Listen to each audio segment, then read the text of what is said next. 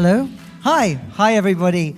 And thank you all for coming back after lunch, and thank you, Rajan, for that very kind invitation. I'm really happy to be here in Paris in this incredible historical building today, which was designed by Napoleon for an exchange of ideas and enlightenment. And I think that's what we're here for today. And I think that's wonderful. And I'd like to start by congratulating Frédéric Van Hout and Christian Delhomme, who have organized this wonderful event and who've been working on A World for Travel for the last 6 years. I've followed this journey very closely ever since they started the first ever event during COVID, and we went to Evora in Portugal. It was kind of the first event after COVID.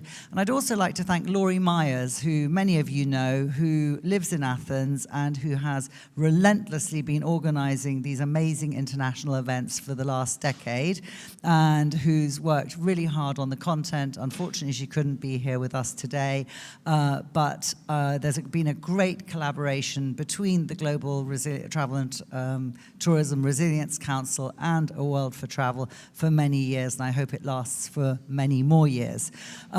So, on to our session. Just by way of introduction, as Rajan has said, I'm the Global Business Development Director for the World Travel and Tourism Council, which for many years has looked at the economic impact and social impact of travel and tourism in 184 countries around the world. My colleague Nates, who is sitting somewhere in the back, is going to be doing a short presentation later on about the future of work. But what WTTC has done really is used kind of economic data and social measuring data to look at lots of projects on oceans, hotel basics, lots and lots of things to do with sustainability in all its different capacities. So I'm delighted to be here today, and I'd like to invite to the stage my three wonderful co-panelists. Eric de Groot, who is from Mind Meeting. Eric, if you'd like to come to the stage, and also Lottie and also Phoebe, and I'll do proper introductions from the stage.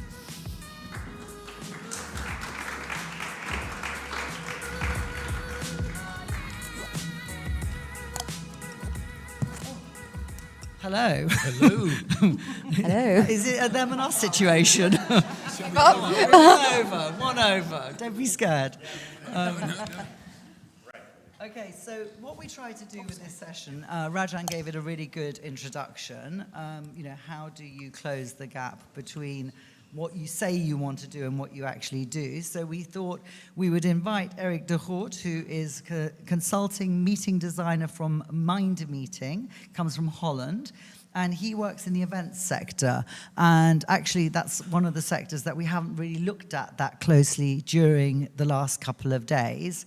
And we've got Phoebe Irving, who is Global Head of Group Projects for Gen Plus Group from Greece and UK. Although, do you live in Greece or in the UK? I wish I lived in Greece. Right. And then, slight change to the program, we're delighted to welcome Lottie Norman, who jumped in at the last minute and who is the CMO of the Travel Corporation, the owner of many famous travel brands. So really what we've got here is somebody who's going to talk about events, somebody who's going to talk about the kind of tour operator perspective, and then somebody in the shape of Phoebe, who's going to be talking about destinations and hospitality groups.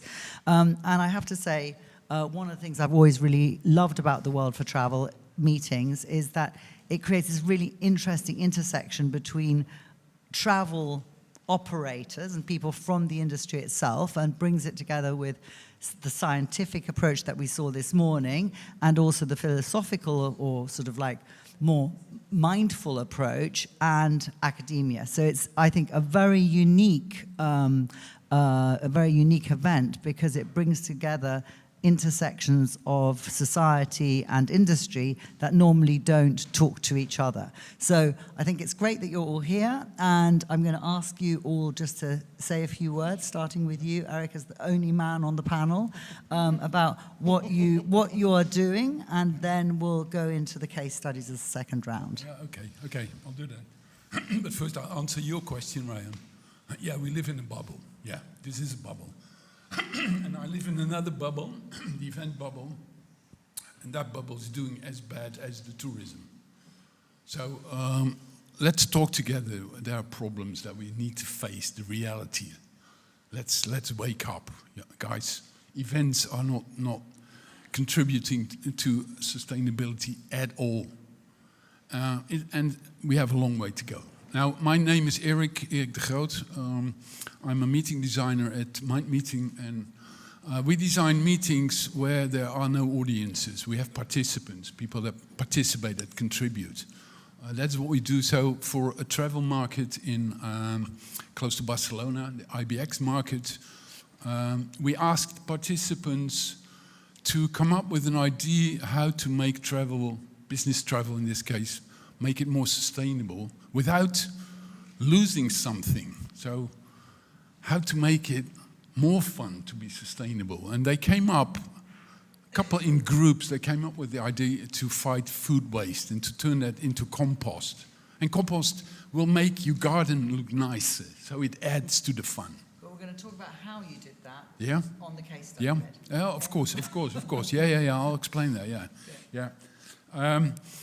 Now, that turned into a startup. The startup received an EU grant to do the proof of the concept. I'm the mentor of this little gang of people, and that's why I'm here. Perfect. Okay, great.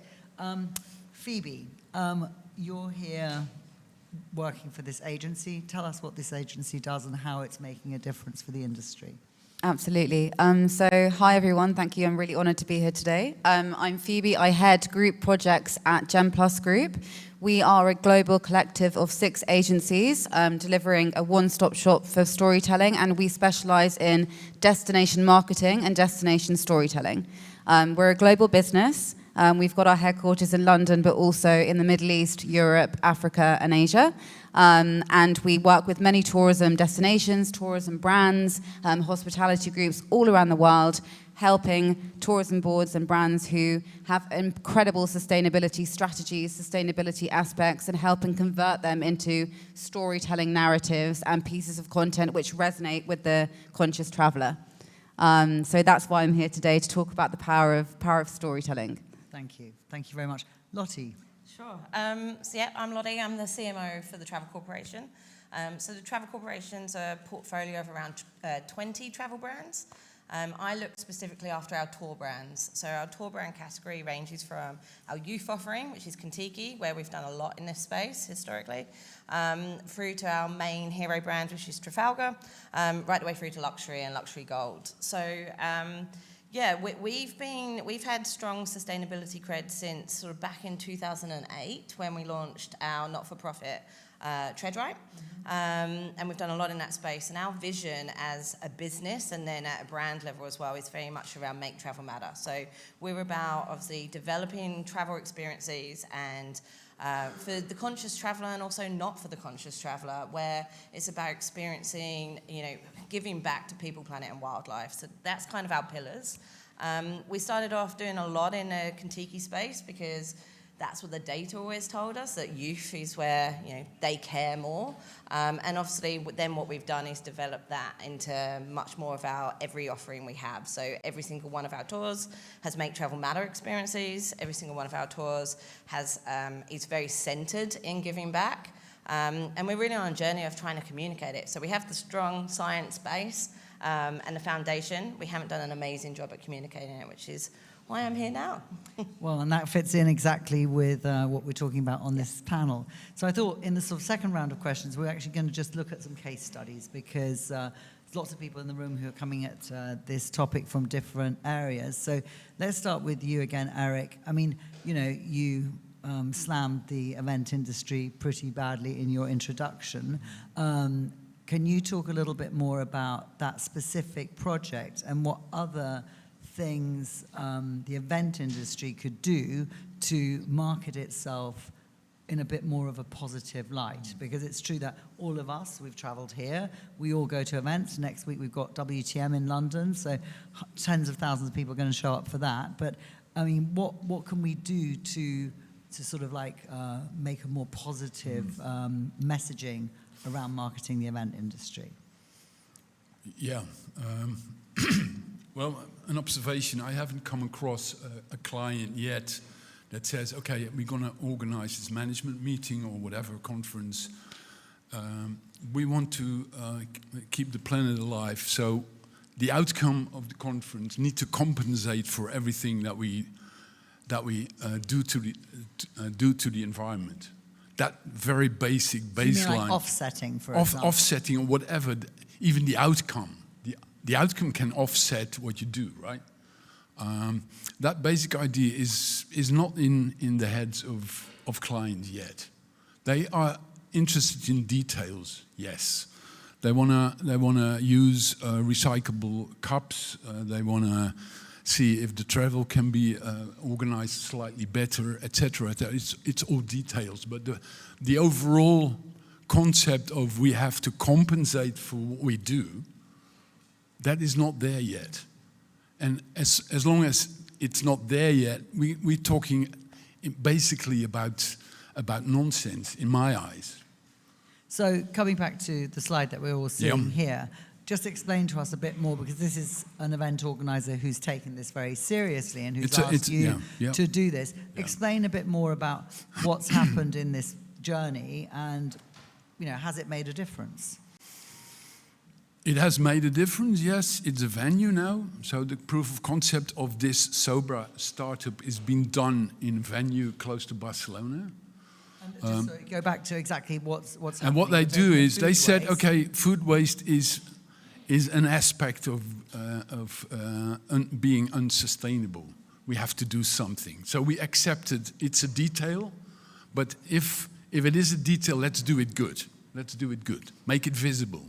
So we said to the hotel, can we come up with an idea how to process your food waste into compost? They have a nice garden, and they accepted this. And the reason they accepted it was it is visible. I mean, people come there, they have a good meal. The meal itself produces food waste. Everybody knows that. The food waste in this venue produces compost. The compost produces a nice garden, and there it is. So the loop is very, very small. You can see it. Guests appreciate that. And they know, okay, it is a detail. It is a detail, but accepting the detail, do it good, make it visible. And this venue strongly believes in that idea of doing a step. It's concrete. There's a result here, and that is what we do. But I mean, obviously that's one example from Barcelona, but there's no reason why that couldn't be done by actually not only event organizers, by hospitality organizations all around the world, surely. I'm surprised, because in Lorette, where that travel market took place and where the idea was generated, the first step was to try to get all the venues of Lorette together and just collect the food waste of a whole tiny little city. It's not that big. And for some reason, thinking about competitiveness, they said, well, no, it's going to be difficult. I mean, so that is the challenge we have to overcome, to scale it up. We have to find the key to make people believe that we need to do this. It's not a question, can we do it? We need to do it. In fact, it's very simple. So why not? Brilliant, thank you very much. Phoebe, coming back to you, you had some slides which you had shared on our briefing call, which kind of showed some really interesting trends that you've seen across your client group. Would you mind sharing those with us? Absolutely. So if we move to the next slide. If it doesn't work, we can. If it's going to work. Sorry. Thank you. Yes, this is the first slide, so moving to the next one. So basically, as I said, I'm here to talk about the power of storytelling and what impact that has for destinations in terms of sustainability and how we can really connect with the conscious traveller. So the truth is that travellers want to make sustainable choices, but we all know they're not 100% following through, unfortunately. Why is that? The message isn't reaching them. Even if it is reaching them, it's not resonating with them. They're not getting it, it's not landing with them, and we need to make a change. What do travellers really want? They want vibes, and when I say vibes, they need to emotionally connect with a tourism destination or a tourism product. They need to feel emotion, they need to feel engaged, they need to be connected. They want value, and I'm not just talking about economic value, I'm talking about value in terms of what are the values of the destination that resonate with the traveler? What decisions are they going to make? What does value mean from them? And then stories is what they're looking for, because that's transforming values into action. So what stories they're looking at? They want to see human impact. They want to see real people. They want to see culture, destinations, who's making a difference. They don't want to read about it in a corporate report. They want to see it. So statistics show us that actually 76% of travelers want to be more sustainable and travel more sustainably, but only 43% are managing to do so. So many destinations, many of our clients are developing the most incredible sustainability strategies and ESG strategies, but they're not resonating. We need to connect and bridge the gap between that and what's actually happening with our travelers. So, as I said, 80% of tourism businesses now publish sustainability or ESG reports, which obviously we know is absolutely fantastic, but less than 25% of those are turning them into consumer-facing campaigns. So how are we expecting our travelers to travel more sustainable if they are not getting the message, if it's not resonating with them? So again, who's doing it well? Those who are doing it well are creating stories of locals, peoples, value, emotion. They're generating emotional, community-owned stays, connecting with the community, and they're showing the real people. They're showing the people who are making the impact, the live like a local experience, and they're generating that through the power of storytelling. Just on the subject of storytelling as well, it's not just the content which is important, it's the channel. How are we connecting with them? So 67% of Gen Z and millennials learn about it through influencers. We all know the power of digital, we all know the power of social, and storytelling itself increases messaging recall by 22 times. So it's really about this kind of, we say digital, but it's an ecosystem of influence. It's what people want to know, it's how they're connecting with content. So as a takeaway, messaging matters, as we said, with the vibes, the emotion. The platform matters. We need to be connecting digitally. We need to be, all these AI tools and techniques, they're what people are evolving and looking for. The tone matters, and the trust, the credibility matters. People need to believe in you as a brand. So, in short, the conscious traveler is ready. Sustainability work is happening by people, but the behavior is never going to change if people don't feel it, believe it, and connect with it. So that's my stance on it. Thank you, Daniel. That's brilliant. Quick question. So on the 43%, that's quite a low number of people actually doing something about it. Have you got any feedback from your clients as to what is stopping them? If double the number of saying they want to do something and then only half the number actually do something, what is it? Is it price? Is it lack of information? I think awareness is a huge piece in it, and education. Like I said, I think that, there's so many clients of ours and tourism destinations that are doing the work in terms of sustainability. The facts are there, the figures are there, they're leading in this space, but the messaging isn't connecting and resonating with the conscious, the everyday traveler. Some of them don't talk in that kind of language, they don't understand it. So we need to be creating these kind of consumer-facing campaigns where we create bite-sized content that resonates with the everyday traveler and not just with our corporations and governmental entities. It's something that really needs to be looked upon, I think. Yeah, thank you very much. We're going to come back to you for a bit more on case studies in a minute. But Lottie, so, you come from a tour operator that kind of started off as a mainstream tour operator, and as you say, you've been on this sort of journey of adapting your product since 2008. Can you give us some examples of how you've approached that, and either itinerary examples or destinations that you've worked with?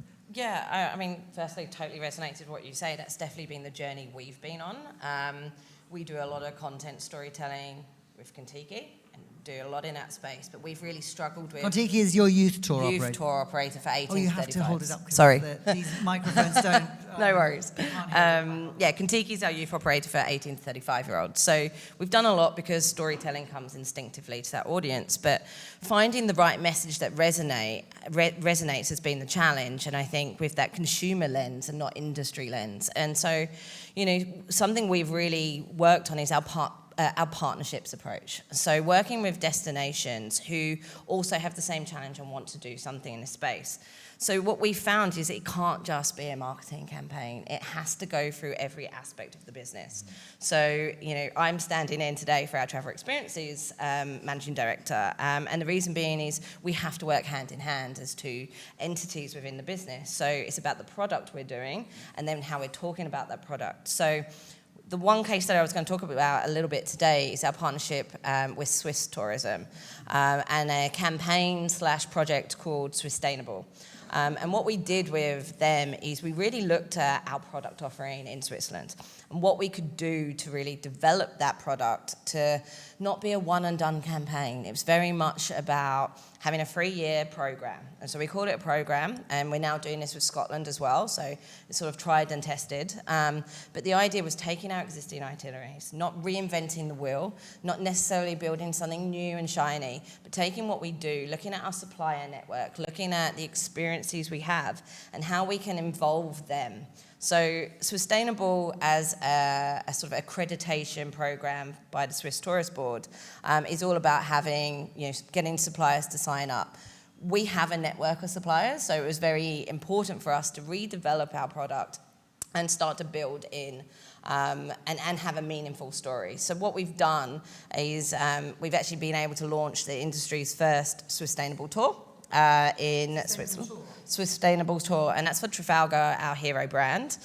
You can see our sort of portfolio of brands here. But yeah, we've launched this tour now, and it's had a 150% increase in travellers taking it up. We've done a lot of storytelling around it, but not just from a marketing perspective. We've done a lot of work with our travel agents. We've done a lot of work with our suppliers, as I say, a lot of work with industry, so that we can take this model now and then replicate it to other destinations. So we're now doing it with Scotland, which is really exciting. And is that funded by you or by Scotland, or is it a co-funded Co-funded. initiative? So equal shares, everyone puts everything.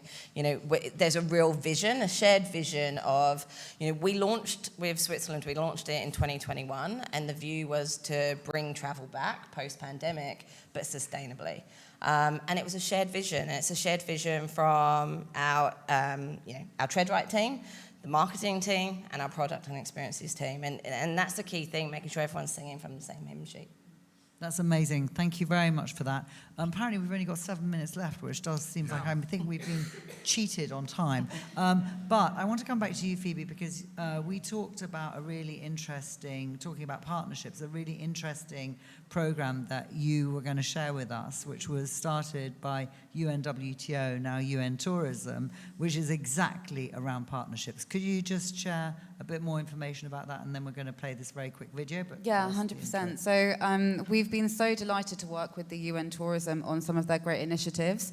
And as part of the Tourism for Rural Development program that they do, there's the Best Tourism Villages initiative.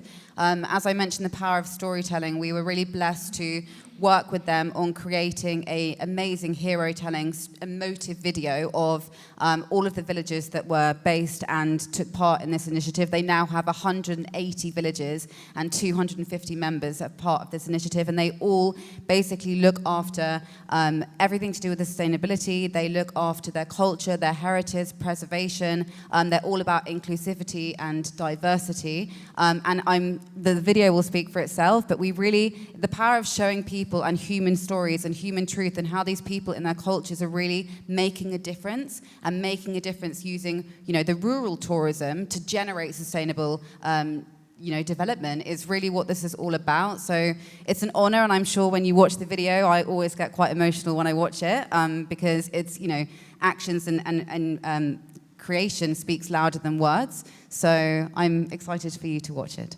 Thank you. They say that no one is an island. We were never meant to be.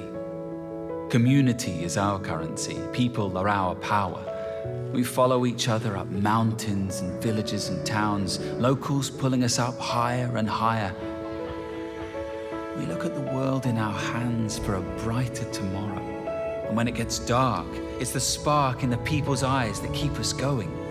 Let's embrace the strength we share in every settlement with love and care. Steeped in culture and heritage, it's your right to be heard. It's our duty to protect these places for the people, their land and their bases. Diversity is difference, and different is what makes us alive. Rural runs through our veins, but only together can we make a change for the better. With every new footprint on these lands and every shake of a new hand, your faces, your smiles, your smaller places, they make the biggest difference to our nations. Home is where the heart is, and although we may say goodbye or roam, we always know where our heart lies, our home. Today, it's you we celebrate, and with you we create while the future awaits. This is a tribute to you who contribute to our world. It's your spirit that keeps us spinning. This is humanity. This is harmonization between generations. Here is our story. Here is your story. As we turn that page, the next chapter reads, Change for a New Age.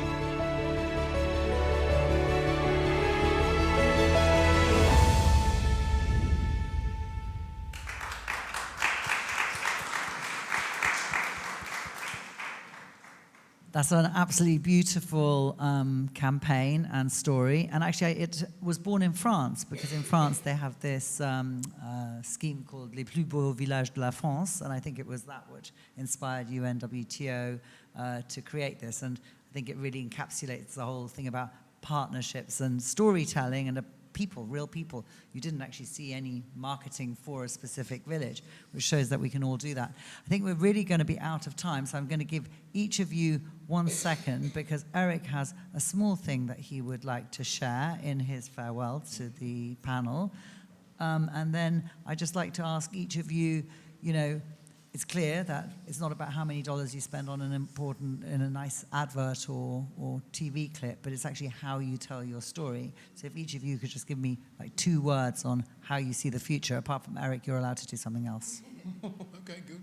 Perfect. Yeah. Okay. Yeah, of course. Yeah. So you're asking me final words now? Yes, final words. Okay, final word is listening to all the presentations over the last 2 days. My conclusion was, if you need a measurement methodology for your sustainability, it's probably not going to work. It needs to be visible. It needs to be a story. It needs to be tangible. And talking about marketing strategies, if we have more than 70% of the people want to take sustainability into their choice mix and they just don't do it, something is wrong. Now, I'll introduce you later to someone we need to talk to find the solutions here. Is that okay? Not now on stage. Oh, then. yeah, I can do Okay. that, yeah. Now, the idea to overcome that problem is we need to talk to participants of events. We need to incorporate them in finding the solutions. We need to talk to people, to our consumers, to understand why they just don't follow their wish to take sustainability into account. And most of all, we need to talk to the workers as well, to those individuals to do the actual sustainability work. What are their ideas? Now, to overcome that, I brought one of these workers today here, and I want you to give that person an applause. This is someone who's working under the radar, is not asking for any compensation, is just addicted to being sustainable day to day. And give that person an applause. I'll introduce it to you.